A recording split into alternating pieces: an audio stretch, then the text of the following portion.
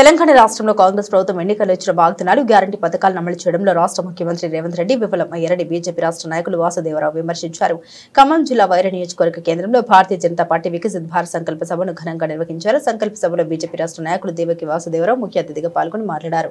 కేంద్రంలో బీజేపీ ప్రభుత్వం ఏర్పడి 11 సంవత్సరాలు పూర్తయిన సందర్భంగా ప్రధానమంత్రి మోదీ నాయకత్వంలో అన్ని సామాజిక వర్గాల ప్రజలకు సంక్షేమ పథకాలు అందే విధంగా కృషి చేశారని అన్నారు. మోదీ సుపరిపాలన ప్రజలందరికీ తెలియజేయాలని కోరారు. తెలంగాణ రాష్ట్రంలో కేంద్రం ఇచ్చే సంక్షేమ పథకాలే పేద ప్రజలకు అందుతున్నాయని, రాష్ట్ర ప్రభుత్వం మాత్రం ఎలాంటి సంక్షేమ పథకాలు ఇవ్వకుండా ప్రజల్ని మోసం చేస్తుందని విమర్శించారు. మోదీ ప్రవేశపెట్టిన ప్రభుత్వ పథకాలు ప్రజలందరికీ అందే విధంగా కృషి చేయాలని కార్యకర్తలు పిలుపునిచ్చారు.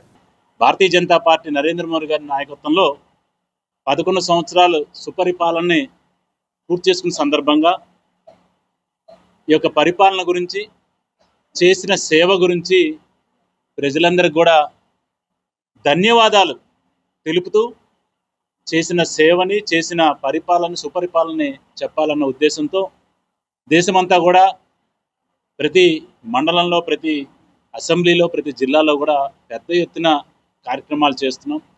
దీనికి పెద్ద ఎత్తున ప్రజలు కూడా స్పందిస్తూ ఈ ఫలాలు అందించినందుకు భారతీయ జనతా పార్టీకి, నరేంద్ర మోదీ గారికి ధన్యవాదాలు తెలియజేస్తూ హర్షాతిరేకాలు చూపిస్తూ మరి వచ్చే ఎన్నికలలో ఖచ్చితంగా ఈ రాష్ట్రంలో కూడా నరేంద్ర మోదీ గారి పరిపాలన, డబుల్ ఇంజన్ సర్కార్ వస్తే మా జీవితాలు బాగుపడతాయి, అవినీతి పోతుంది, మా పిల్లలకి ఉద్యోగాలు వస్తాయి, మా పంటలకి బీమా వస్తుంది, అదేవిధంగా మా ముసలోళ్ళకి మంచి ఆరోగ్య బీమా వస్తుంది అని చెప్పి ఈ రోజున ప్రజలందరూ కూడా ముక్త కంఠంతో నరేంద్ర మోదీ గారికి ధన్యవాదాలు తెలియజేస్తున్నారు.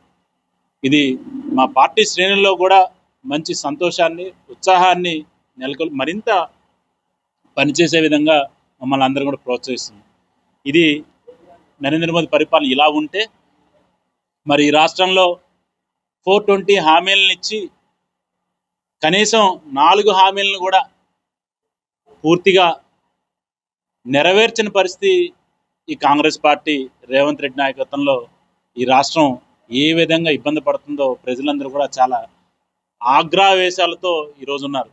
మొన్ననే మరి రేవంత్ రెడ్డి గారు చాలా స్పష్టంగా, అధికారికంగా చెప్పడం జరిగింది, ఎక్కడికి వెళ్ళినా మమ్మల్ని చేదరించుకుంటున్నారు, ఎక్కడికి వెళ్ళినా మమ్మల్ని పట్టించుకోవటం లేదు, ఎక్కడికి వెళ్ళినా రూపాయి అప్పు పుట్టడం లేదని చెప్పి. ఇది ఈరోజు ఈ యొక్క రాష్ట్రం పరిస్థితిని సాక్షాత్తు అధికారంలో ఉన్న ముఖ్యమంత్రి పత్రికాముఖంగా చెప్పిన విషయం. ఇది ఇట్లా ఉంటే మరి ఈ జిల్లాకు వస్తే ఎంతో మొత్తం అందరూ కూడా పార్టీలకు అతీతంగా, భారతీయ జనతా పార్టీ కావచ్చు, కాంగ్రెస్ కావచ్చు, ఇంకో టీడీపీ కావచ్చు, అందరూ కూడా చాలా ఆనందపడ్డాం.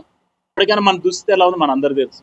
ఇప్పటికైనా మేము భారతీయ జనతా పార్టీ డిమాండ్ చేస్తే ఏంటంటే, అయ్యా కేసీఆర్ గారు 2 లక్షల పై ఇల్లు కట్టి, డబుల్ బెడ్రూమ్లు కట్టి, ఒక 40 నుంచి 50 ఇల్లు పంచిపెట్టి మిగిలిన 1,50,000 డబుల్ బెడ్రూమ్ ఇల్లు బూచిగా చూపించి ఎన్నికల్లో మాకు ఓట్లేసి మళ్ళీ అధికారం ఇస్తే మీకు ఇస్తామని చెప్పిండు. ప్రజలను కర్రు కాల్చి వాత పెడితే పోయిండు. ఆయన కట్టిండు, ఈయన ఇప్పుడు రిబ్బన్లు కట్ చేస్తున్నాడు. సరే ఈయనన్నా సరే మిగిలిన డబుల్ బెడ్రూమ్ ఇళ్ళన్ని కట్టినవన్నీ పంచాడంటే ఈ రోజు కూడా పంచకుండా ఇంకా చాలా ఉన్నాయి. మరి కాంగ్రెస్ ప్రభుత్వంలో ఖమ్మంలో రాజీవ్ సౌకర్య కింద దాదాపు 100 కోట్లు ఖర్చు పెట్టి ఒక 600 ఇల్లు కట్టారు. కనీసంగా 100 కోట్ల ప్రజాధనాన్ని దుర్వినియోగపరిచి రాజీవ్ సౌకర్య డబుల్ బెడ్రూమ్లు అన్నాడు కట్టించి ఇప్పటివరకు దాన్ని అమ్మింది లేదు, కనీసం పేద ప్రజలకు ఇచ్చింది లేదు.